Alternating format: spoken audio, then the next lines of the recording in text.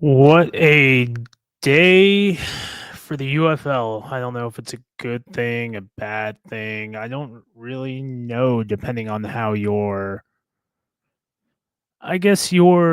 meter, your threshold, whatever the correct verbiage is for what you believe is going on. But I was feeling extremely motivated today.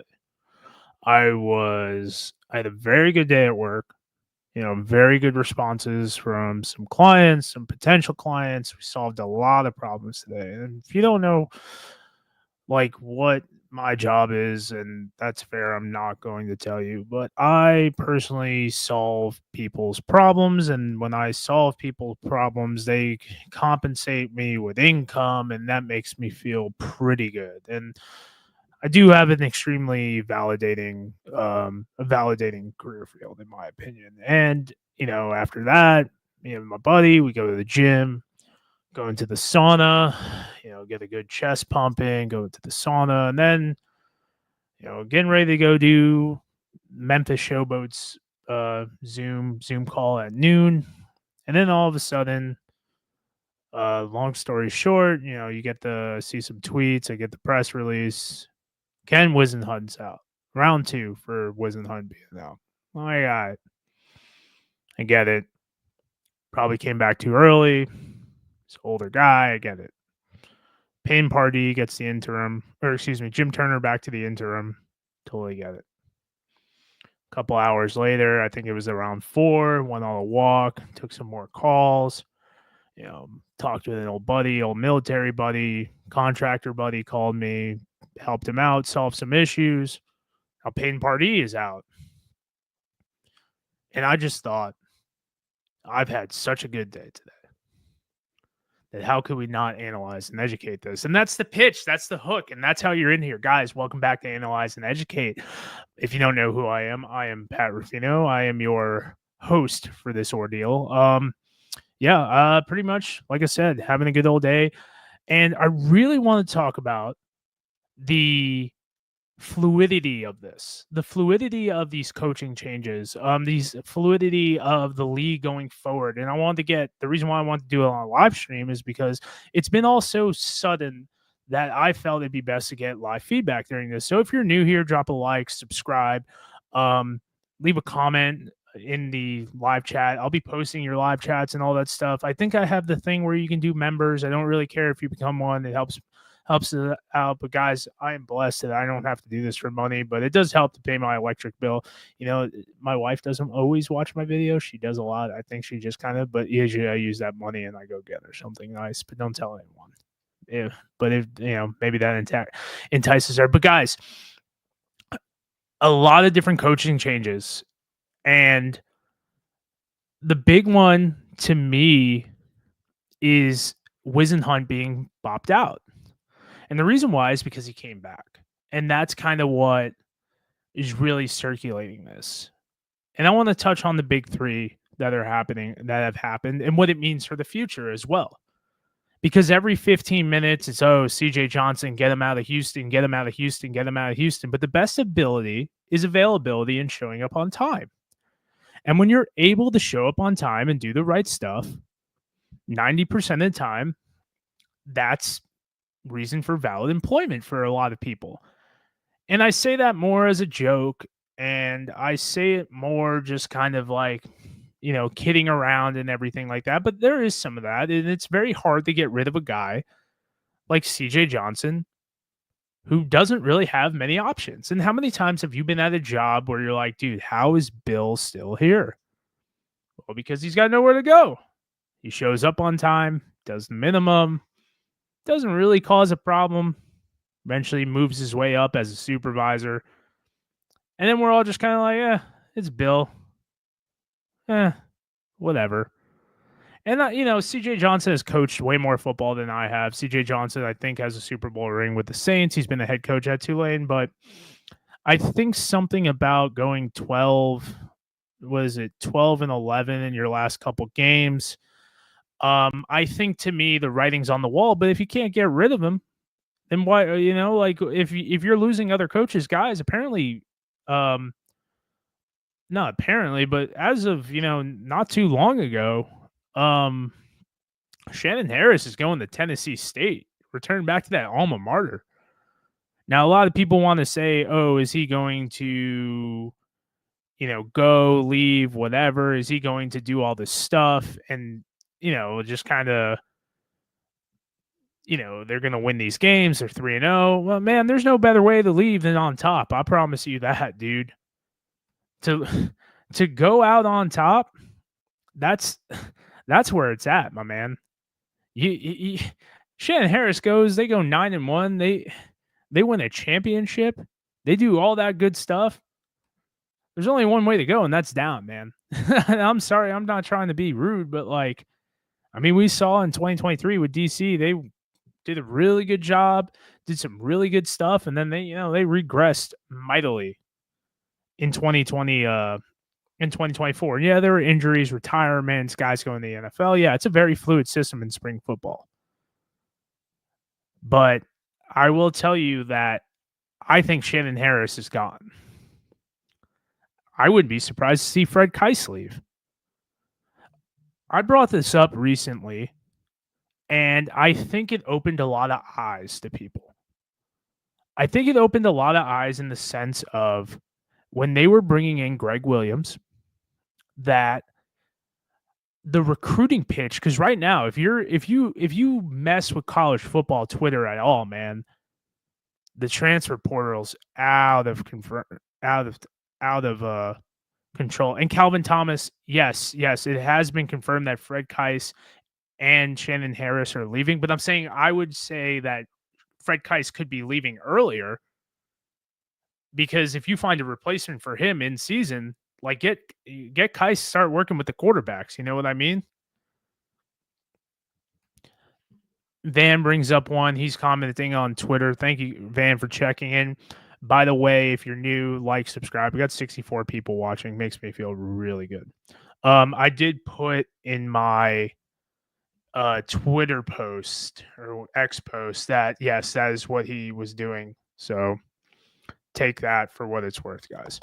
But, excuse me.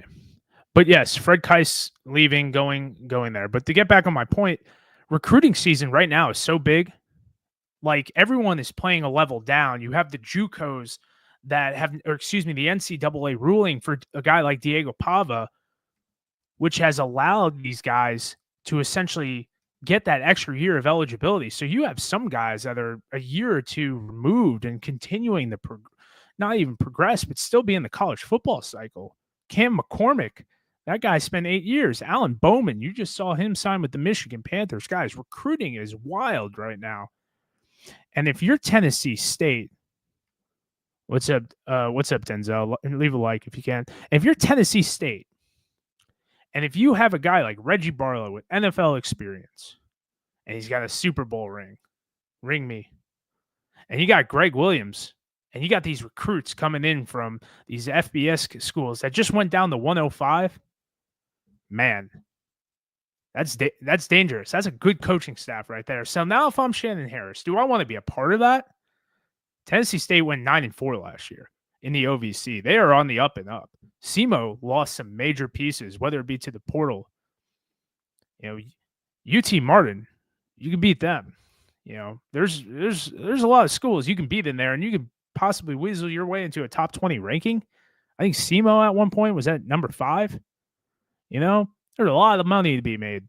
You play an FBS school, make an extra 500 G's, go out to Missouri State. They pay you $300,000, $400,000, maybe. I don't know their budgets. I'm just speculating. But there's a lot of money to be made in college football, man. It's even at the FCS level. I believe Eddie George was getting $400K or something like that. It's rumored that XFL coaches got about $400,000, $500K. Nothing confirmed on that, but that was a rumor. A lot of money to be made. A lot of money to be made. You kick it over to the San Antonio Brahmas. You got the young Peyton Pardee, AJ Smith gone. Kellen Mond looks as best as he had. Love that for him. Love that. A good Kellen Mond in spring football is a very nice dynamic to have. I promise you that. You need good Kellen Mond. There's a lot of quarterbacks that try to bounce back to this, and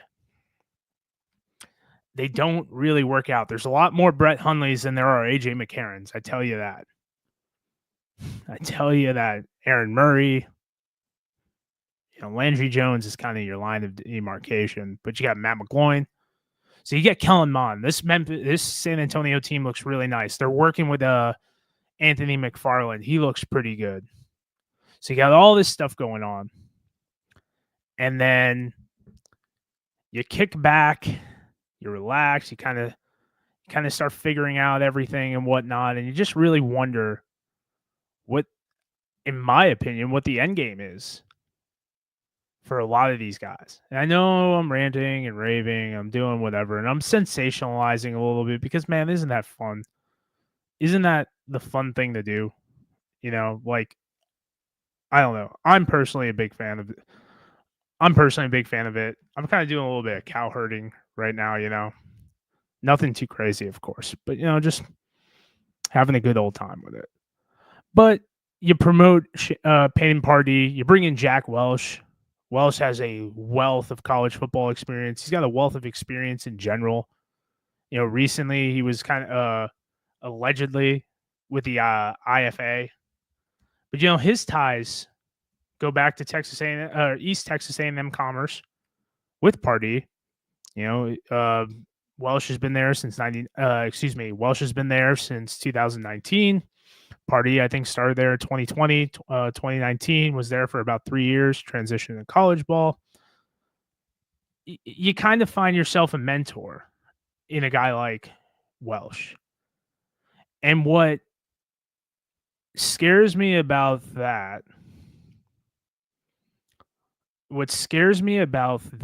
is that kind of signifies to me that Wade's probably not coming back, because you don't bring in a guy like Jack Welch to kind of hold the ship. You bring a guy like Jack Welch that provides some of that staying power, mentorship, stuff like that. Like kind of that older guy to, really keep you center. Seen a lot of football, has been around and whatnot, has seen a lot of things, can kind of help you out when you're not really sure. Now, they did bring in Cody Latimer. They've moved some other pieces around, but there's a lot of different pieces in this bad boy. And to me, I think it's only going to get more complex. Now, Viking Wax Press brings up a good point. He says, I'm bummed about Hunt leaving again, but if it's for his health, yeah, 100%. If he's not doing well, you gotta sympathize with that a little bit. But yeah, I have talked to Jim Turner before, and man, this guy had me ready to run through a wall. Now, am I biased? Former Marine? Yeah, no, 100% biased. Take what I'm saying with a grain of salt if you want. Don't care. Don't know. But what I will say is that you got a guy like Jim Turner, man's man, real motivator. Had them play hard week 1 against Michigan. They came out. They were throwing some punches, biting some kneecaps, all that good stuff. In a situation like this, the goal is to get them to the next level. It's to get them to not quit. It's to get them to continue to fight because of the next objective and the bigger objective. Now, you have to kind of keeping it all together. You have to make sure that they're playing for them, they're each other. They're keeping it as kosher as they possibly can. And I know, I'm throwing out a lot of coach talk right here, but that's the reality of the situation. It's not easy. It's not fun. Nothing about this is a good time for these guys. But what is happening is that you're going to see this team, in my opinion, adapt and overcome. And there's a saying in the Marine Corps called Semper Gumby, which is a play on words from the original the motto of the Marine Corps, which is Semper Fidelis. And Semper Fidelis means always faithful. And Semper Gumby means always flexible. And in a locker room where you probably don't want to be at, because there's not many little boys that play football that say, hey, man, don't worry, mama, I'm going to go play in the UFL and all our problems are going to go away. Hell, you got a guy like Brendan Bowman and all your problems didn't go away. You were playing professional football. Or Woody Braden, I don't remember. But as Sam reported out, with the IFA crumbling, which plot twist, it always was going to, Jack Welch had an opportunity, took it, reunites with one of the younger guys he can help out. Noah Mazzoni, guy was working with the grid camps, I believe, at one point. Tom Goodhines' grid camps, which, in my opinion, I was all about, dude. All about the grid camps. As soon as that opportunity came, bam. If you don't know Noah Mazzoni, been around the block once or twice, was a part of that 2023 New Orleans Breakers teams that went to the playoffs under Coach Larry Fedora, Coach Kyle Sloter to a all USFL season, despite the fact he threw more interceptions than touchdowns. But Kyle's one of my favorites. Love seeing that guy play. Best preseason quarterback ever. He'll tell you as well. And he was scheduled to be the OC of the of the Pittsburgh Maulers in 2024 before the league exit. Experience with the Jets, been at Arizona State, Texas A&M, Arizona, UConn. A little bit of a connection there. His UConn connection, I believe, is how he knows Jaron Horton, which is why he was brought into the Maulers through Ray Horton.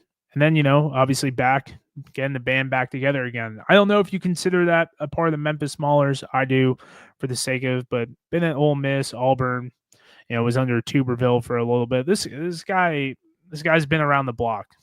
This guy has done a good job.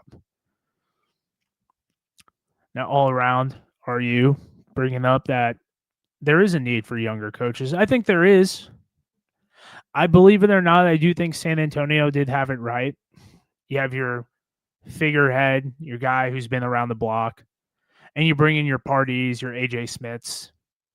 And unfortunately, you wonder for a guy like AJ Smith, like, did he burn a bridge? Is he able to come back? Philosophical differences. But as of right now, like, what do you think it looks like for Memphis? Does Jim Turner want to stick around in this for another year? What does it look like for San Antonio? Is Peyton Pardee going to stick around for another year if given the opportunity? You're already down one with Shannon Harris. He's going to Tennessee State. He's ready to go. The boogie oogie like it was yesterday. But on the flip side, you are going to see a lot of people garner opportunities. And, there's a saying that, like, you don't rise to the expectation, you fall to the level of your training.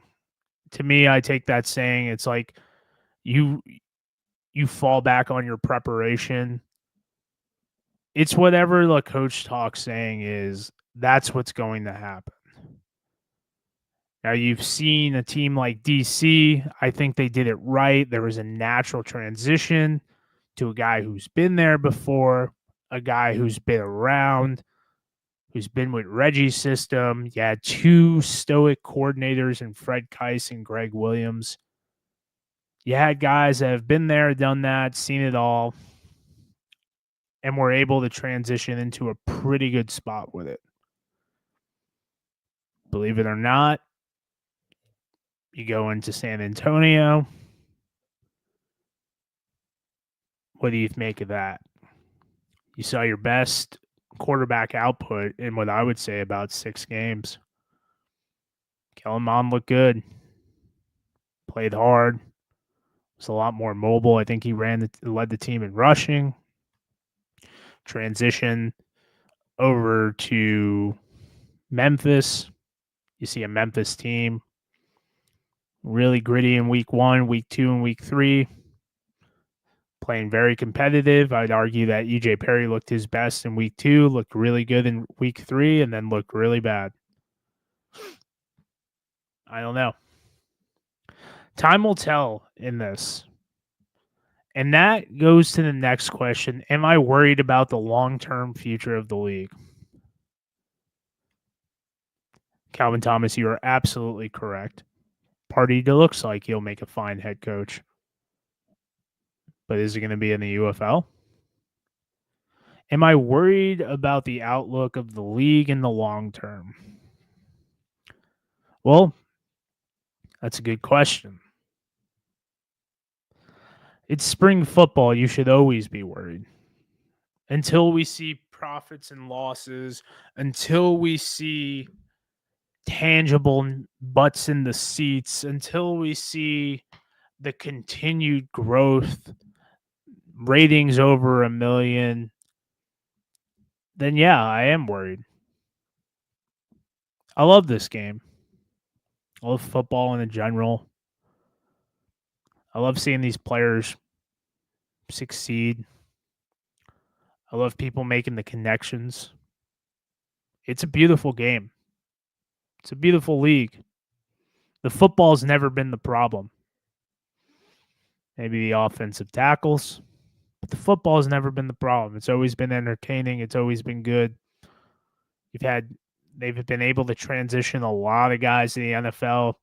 People's lives have changed because of this, whether it be on the sidelines or on the coaching staff. A young man I know is getting a very good opportunity, possibly because of this. Doesn't get much better than that, if you ask me.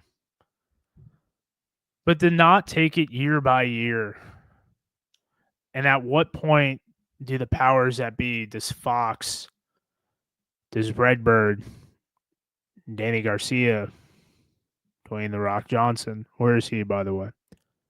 At what point are they not like, the juice is no longer worth the squeeze? I don't know. I don't sit in those board meetings, believe it or not. Sat in plenty of board meetings, not theirs. They don't call me for it. I would argue that there needs to be a little bit more push in local advertising. There's been talk about the socials not being as fun. I mean, I just wonder from a percentage standpoint how many people are tuning in because of the Twitter, the X. YouTube videos do pretty all right. Anytime you put destroying out there, people tune in on it. Hell, I get a couple extra views every once in a while. If anything of my videos has something in destroying about it, the algorithm loves the guy, as he works on this process. But on the flip side, like I said, personally, I'm not worried. I do think we get a 2026. I do think that this league is able to push next year. Beyond that, I'm not sure. I think there's a lot invested.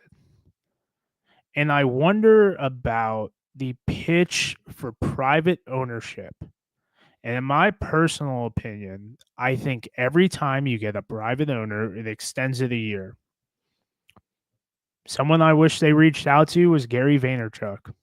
Gary Vaynerchuk, social media guy. If you know who he is, leave a like, comment, subscribe, all that stuff. That's the pitch. That's the hook right there. But you get a guy like Gary Vaynerchuk. He talks about owning the Jets all the time. Well, you want to own the Jets? Maybe you should own the New York Guardians or the New Jersey Generals. Maybe pitch to A-Rod. He was looking at buying some stuff. Jeter owned part of I think he owned part of Miami. I think I believe it was Kevin Durant's a guy, in my opinion, that I would pitch to. Jason Tatum, if you're a St. Louis guy, get him a part of an ownership group. Johnny J says go get all the IFL coaches and bring them in for expansion teams. I mean, some. Some you probably don't want. But yeah, as far as what I think about like private ownership, I think that's obviously their goal. I think that's the most optimum way of getting to the next level. A-Rod comes in, cash injects. They look at their books. They say, all right, we got another year. Vaynerchuk comes in, VaynerMedia, cash injects. We'll see. Hal Mummy, you know who he's bringing. He's going to bring that air raid, killer. He can bring that air raid. He can bring my man Stan Bedwell. Let's do it. Might as well get Jerry Glanville as well. I think he's coaching at Northeast Oklahoma State or something like that. But I don't know what their pitch decks look like. I don't know what their ultimate move is with everything. You kick back to a guy like Fred Smith in Memphis, the Memphis experience. Do you just deal with it if Fred Smith buys the showboats? Becomes a him problem. I don't know. There's so many different variables through this that many people's minds can't even comprehend. But we're all watching. We're all engaged in it. We all find it fascinating. Because we are at a level in spring football right now, in my opinion, that is unmatched to where now we're starting to compile data. We're starting to compile a lot of facts, and we're starting to compile what the baseline is. With all that being said, how sustainable is it? I'm not sure. And as I do this, it's pretty ironic that my phone keeps blaring with transfer portal, and I'm sure Greg Williams is on the Twitter. You wonder with the success of how they do in Tennessee State, do they want to bring in even Blake Williams? Is the DC coaching staff completely gutted? From what we're understanding, yeah, pretty close. You wonder what the incentive package to, pay them parties got to be to stay. You wonder about the burned bridge, if there is one even, with Brandon Silvers. What if Anthony Beck wants to leave? What if he wants to coach somewhere in Florida? What if he wants to go? The Jets give him like a tight end's job, run game coordinator, whatever the hell you want to call it. I don't care. And I know we're playing the what if game and the what about game and what about isms. And, it's my favorite thing to do, right? What about? Consultant by trade is what I am. So take that for what it's worth. But that's the reality of the situation, in my opinion. It gets a little bit wild. But if you look at certain dynamics of business, what is it? Jeff Bezos didn't make money the first 5 years. You got, I think, Tim Cook or something like that didn't make money for several years. And you go through these stories of these multi-billionaire CEOs, and there's a survivorship bias that we probably have. I wonder if that's a false hope in this dynamic. A false profit, if you want to call it. I don't know. I don't know what the best verbiage is for it. What I do know is that right now we are extremely entertained. We're extremely blessed. And since 2022, over 200 guys have gotten opportunities to play professional football in the NFL because of this league. It's like 15 of them became millionaires. I have a short about it. You know, I love that. I love money. I love checking in on this stuff. So I don't know, because if you really break it down, since Brian Woods started this whole ordeal with trying to bring back spring football, essentially when the UFL of old failed, he had the Fall Experimental Football League, which housed the Brooklyn Bolts, the Omaha Mammoths. I think there was a Hudson Valley team, the Boston Brawlers, the Florida Tarpons. Johnny J says calling John DeFilippo. Oh, I'm sure they called. I don't know if he's picking up. He's got other things going on. I promise you that. But you have all this stuff going on. You really wonder at this moment in time, is it really something we should be surprised about? Like I said, yeah, the FXFL, the Fall Experimental Football League by Brian Woods. Josh Freeman played in that league. So did John Jalapeno. Most notable guy, Mike Golick Jr. and Todd Heaps. Todd Heaps is Russell Wilson's personal quarterback coach. You know, that controversy in Denver? Yeah, that was him. John Jalapeno played a couple years in the NFL. Josh Freeman got back with the Colts, ran a 2-minute drive. It was the Alex Tanney game. Him and Alex Tanney, they won the game, went 1-0. That was when Andrew Luck, Charlie Whitehurst, I think, and Matt Hasselbeck. Matt Hasselbeck played that season 2015 with broken ribs. It was glorious. Like 105 years old, Matt Hasselbeck out there. I loved it. Loved every second of it. And if you didn't, you didn't have a soul. It was a glorious time. But continuing down that thing pipeline, you then have the spring league. Now the spring league comes out, does some good stuff. There's the spring league showcase at the time. It was kind of running off the legs of the NFL veteran combine that they had. Guys like Brady Quinn were in it, Michael Bush, Adam Carricker. You know, they did the combine thing. It was adorable. You know, I don't think it really worked out well for anyone, but it was nice nonetheless. After that, Brian Woods kind of goes into the spring league tournament. I actually went to a spring league event in 2017, and when I used to live in Austin, Texas, saw David Ash play. I don't know if Case McCoy was there, but David Ash played in it. It was great. Continues to progress. Eventually gets built up. I would say probably 2020, it would start hitting their stride a little bit more. Start getting the trademarks for the USFL, trademarks with like the generals and everything like that. And then from there, eventually it transitions into the USFL.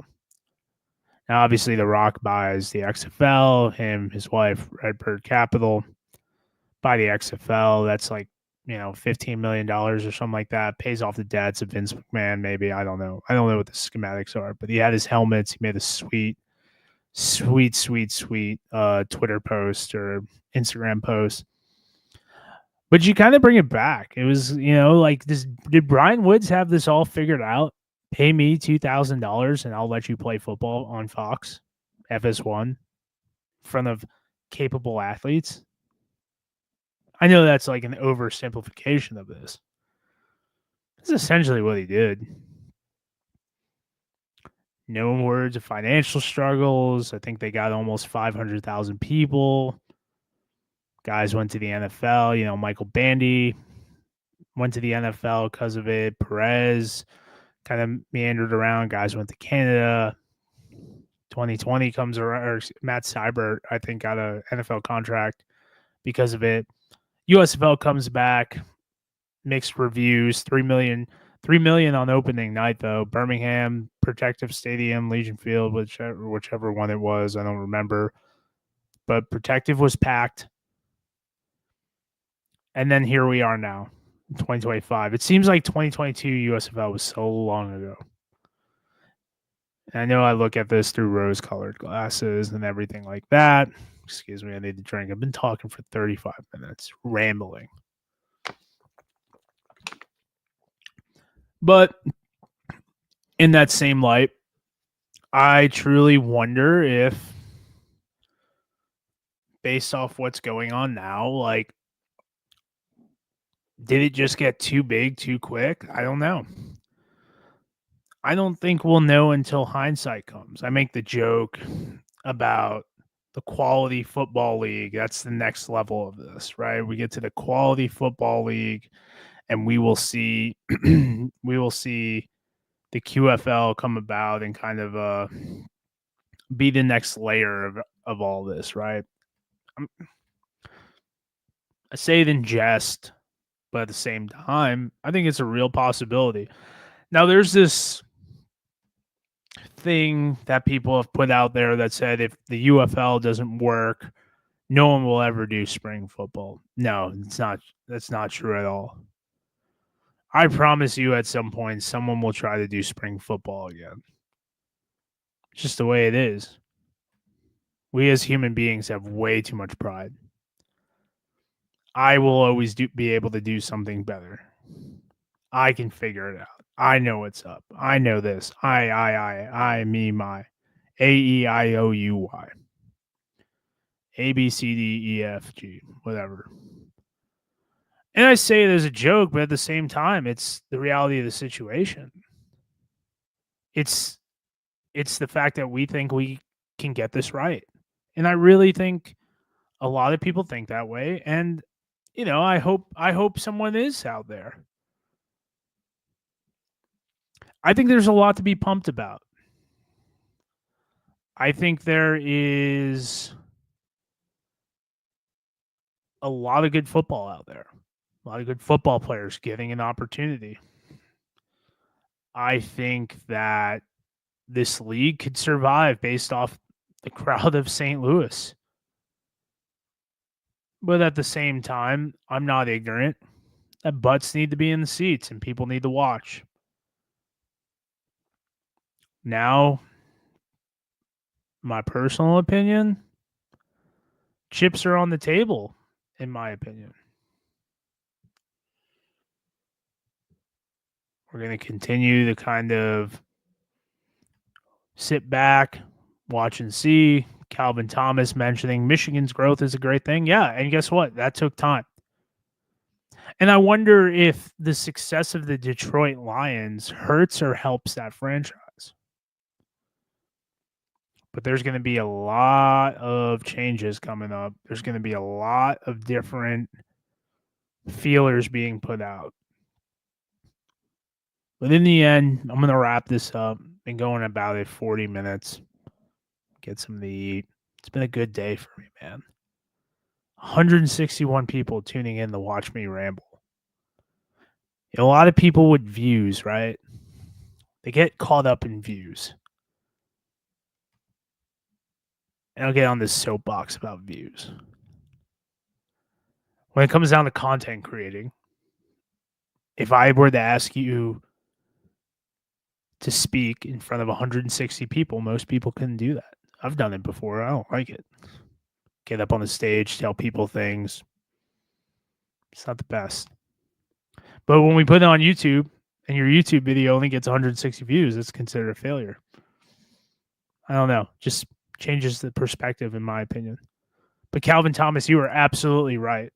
Jake Bates being through the pipeline between the Lions and Panthers fans. Yeah. 100%. I'm all about it. Johnny J, continuing. Appreciate your comments, Johnny J, Calvin, Javon, all you guys, man. Couple OGs. Johnny J, I don't think I've seen you here before, but if you have been, man, appreciate it. Appreciate you supporting the channel. But yeah, I do. Man, does Memphis need to relocate? Yeah, probably. But then, like, where do you go? You say you want to expand. You say you want to add another franchise or two. You want to bring back Seattle, Canada, Ohio. I love that. I love that for you guys. But at what point are you just kind of like, this does not make sense? If you can't get it done, then at what point are you kind of just like, this isn't working? I'm not sure. I'm legitimately not sure. It sucks. I'd love Memphis to be successful. I'm not too far from Memphis. Been down to Memphis many a times. All Around Rouge says, I think they need another franchise similar to St. Louis, 20 to 30K. Yeah, you got that in DC. DC puts out a bunch of people going to those games, man, buying tickets, all that stuff. DC does great stuff, man. Don't sleep on DC. Yeah, they've sold out a couple times, and they got the perfect arena too, man. They did it right. They did, man. They did that whole situation right. Got it all locked up in the soccer stadium, 20,000, 18,000 capacity. Put 15,000 people in there, man. You look like a genius. Like I said, it's not the most sexiest thing, but it works. You know, it nothing about it is messed up. They're doing a great job down there. It's a 20K stadium. It's a 20K stadium. Now, what are some things I think the UFL needs to do? I mean, I would argue that you'd want more content creators similar to the NFL space, but when you do have Destroying there, you're kind of just like, this guy's got 5 million subscribers. What more can we do? He's got his own podcast. I think they get like about 13,000 views per like UFL or whatever. Like I don't, believe it or not, as much rent as I pay that guy for living in my head, I don't really like creep on his numbers that much, man. It's not really my MO. So it is what it is. But I think DC, a lot of people don't appreciate DC. We'll see what happens in Birmingham. You know, they're creeping up a little bit. I think they had 11,000 and whatnot. They had 11,000 last time. But it's unfortunate because it's taken so long. It's really unfortunate. And they've done so much good work on the field. You know, you would think with the UFL hub in there, or excuse me, USFL hub in there for, a year or two, you'd have a couple more, you'd have a couple more pluses and the butts in the seats. Gave away free tickets in 2022. But we'll see. Unfortunately, there's so much out there. You'd like to see Birmingham get up to about 15 to 18,000. With Michigan right now, I think you're good with just a steady progression. I ain't asking guys in Michigan to go run the marathon. You know what I mean? I know that's a joke. They do it in Arlington. I think the next one you really want to, really hit home with is Birmingham. That fan base is exhausted, man. I'll tell you that. 40 games in 2022. You're looking at in 2023, another 18, 15 maybe, probably 15. Yeah, 15. Do 5 and 24.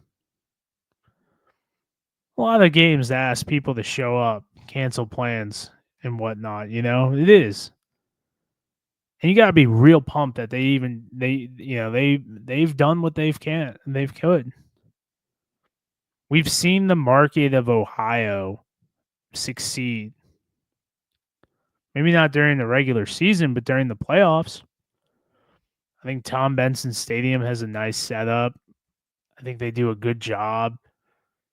Go take the kids to the Hall of Fame, watch a football game afterwards. Like 23,000, I think. Let me look that up. Yeah, 23,000 at Tom Benson. It's looked good. It looked good both years. Now a lot of people will get on the St. Louis thing about why is it in St. Louis, all that goofy stuff. Because even though it's just paid attendance and whatnot, you're still getting people you're still getting people to buy tickets and do all the goofy stuff. You can't get mad about it. You really can't. Like what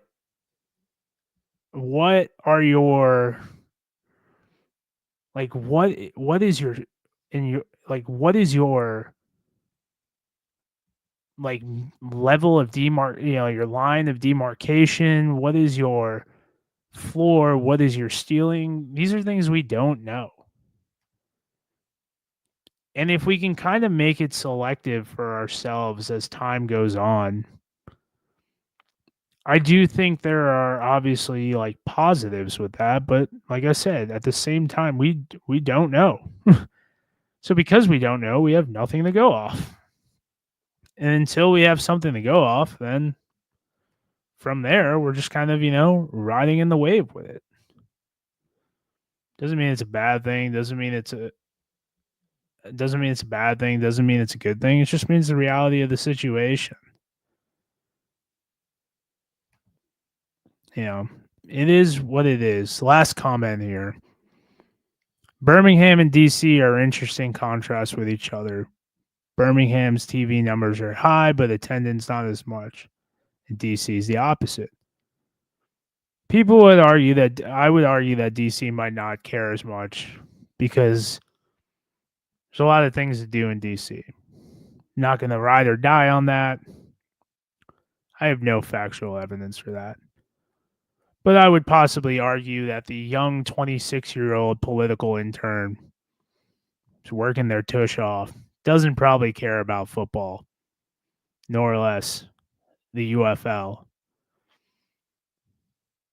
especially with politics involved. You lean one side, do you want to support Fox? You lean the other side.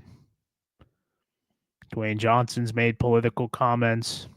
Depends on the day for him. People are very tribal, trivial. They don't always do things that make sense. In Birmingham, it's hot. The South is hot. Game at 2:30. You really want to be out there. That's why all those boys take their shirts off. The shirtless pyramid. I love that. It's great. Some of it's a little bit not suitable for work, but hey, it's entertaining. If you go back to the Sugar Bowl, if you go back to the Sugar Bowl in 2004, or excuse me, 2024 in New Orleans, there was some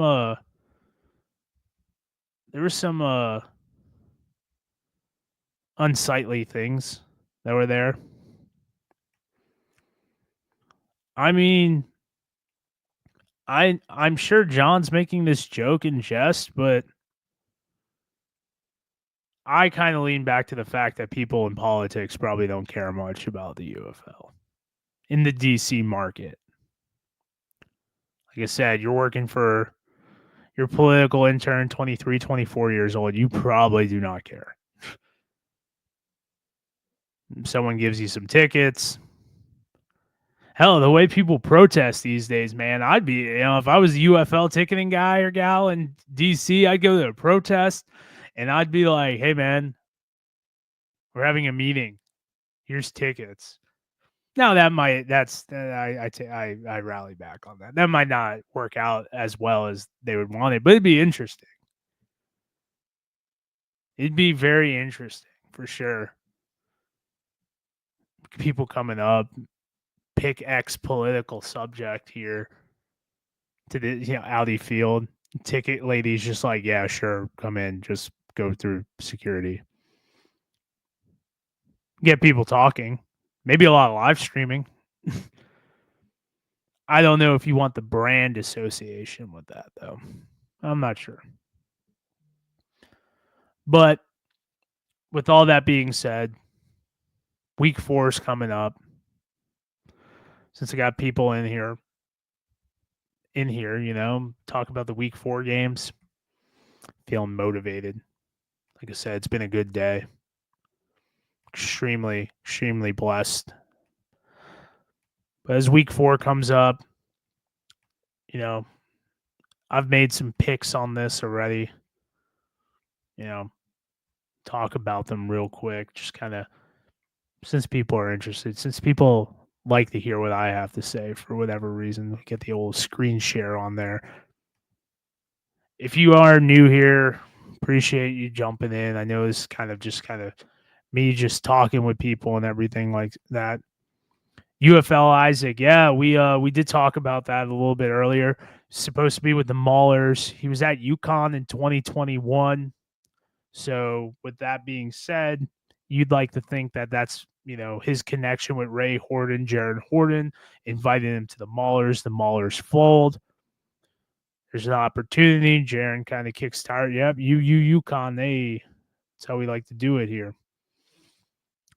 But yeah, I mean, he was also with the Breakers in 2020, in 2022 as well. Like we talked about, helped Kyle Sloter go to an all USFL selection.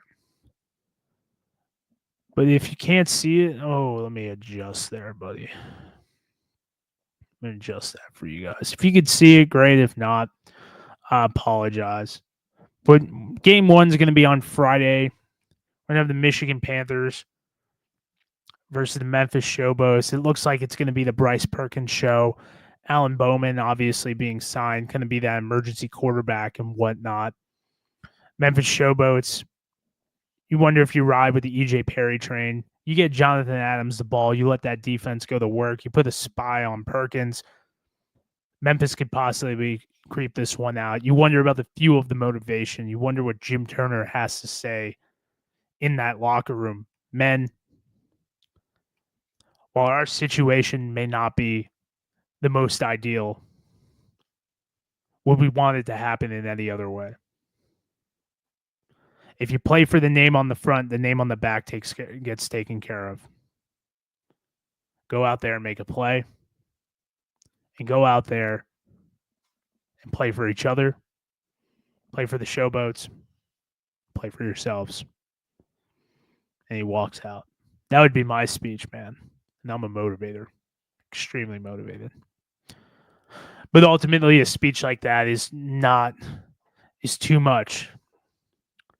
As Devin Ross returns a kick return and the Michigan Panthers edge 18-16 on the legs of Bryce Perkins and Devin Ross. We go into game 2, 12:30 Eastern time in Arlington, and the St. Louis Battlehawks look to revenge their loss against DC Defenders, get back in the win column to a 3-1 against the Spring King and the consistent, never wavering Bob Stoops. In the battle of the, I don't even know. I was trying to say battle of something, but I couldn't think of anything off the head. And by the way, guys, I did not write a script for this. We're just going. But the Battlehawks take on the Renegades of the Battle of the Bad Boys. Cacaw is the law, and the Renegades continue to break the law. But the rushing attack against a Arlington defense that, though strong and unwavering, cannot get behind the youth movement of the St. Louis backfield. And Manny Wilkins is able to take what he learned in week 3 and adjust from last year's loss. He watched the tape. Seneca Wallace throws him some key tidbits from his time playing this Pittsburgh Steelers. When he was at the Browns at one point. Seeing it all from Matt Haspeck's eyes. And the Battlehawks use the legs of Javion Howard this week, along with a 70-yard reception on a screen pass from Wilkins to Sailors. And they're able to win 26-17. Battlehawks go to 3-0. Luis Perez going to go 19 of 26, 222 yards, 1 touchdown, no picks. Our nightcap game in Birmingham,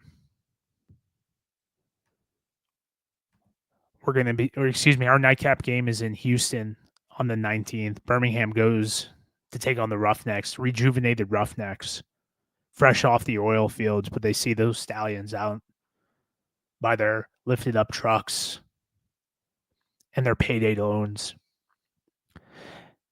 And the Roughnecks have a new revitalized strategy as Cam Sutton defiled team rules and is back.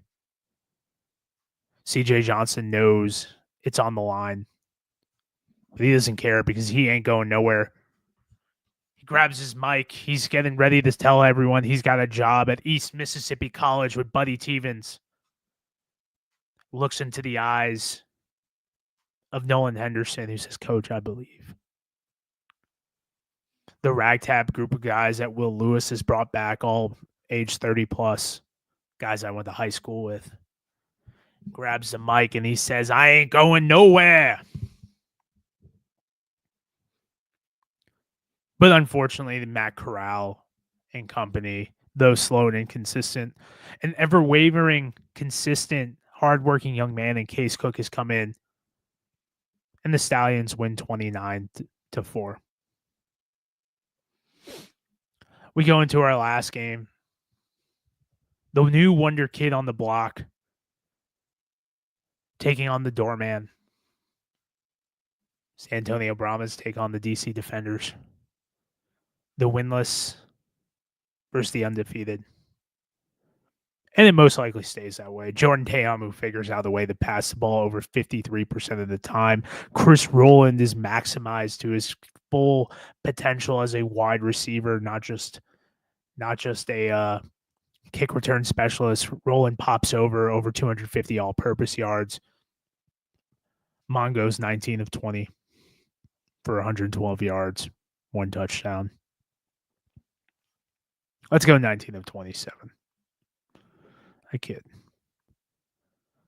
Jordan Teamu utilizes the run game, and the pop pass from Mike DeLeo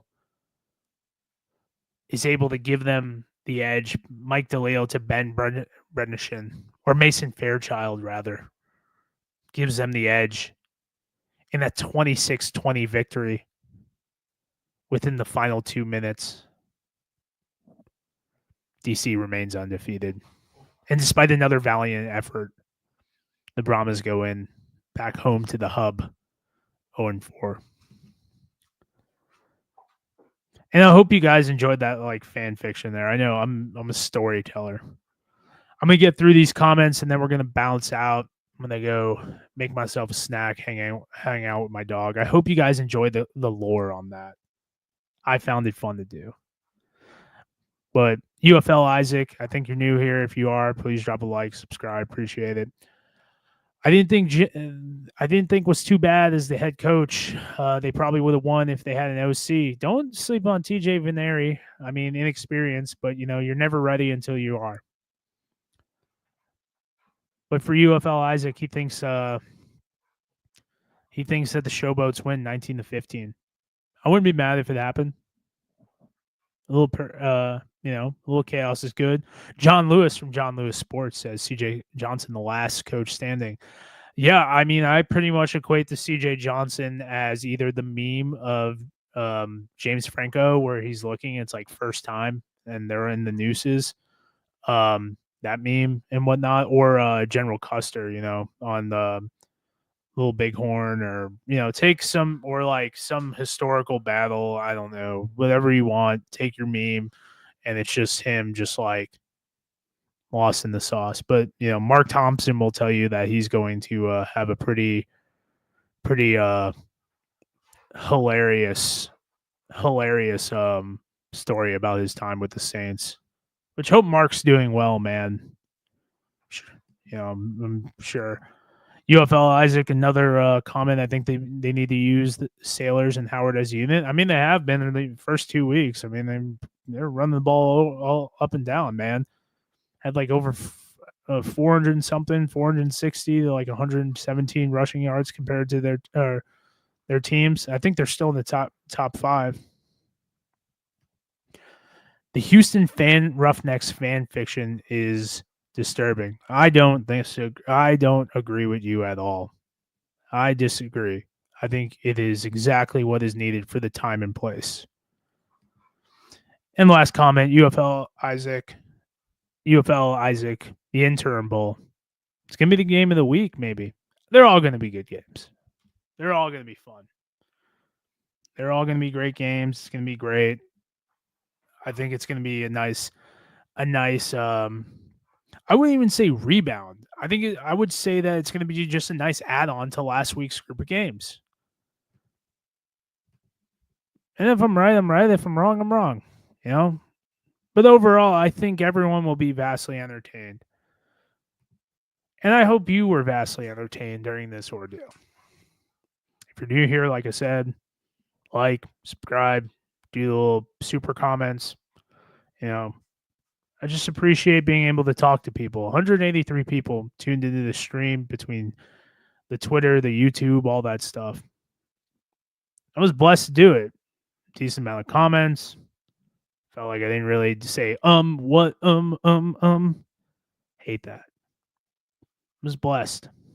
Truly blessed to do this. Enjoy it every time. You know, it's so much so that, you know, keep coming back. But guys, thank you so much once again. You know, drop a like, comment, all that stuff. Share it around. Makes it fun. See the crazy comments later. But thank you guys and have a great Wednesday night. Bye.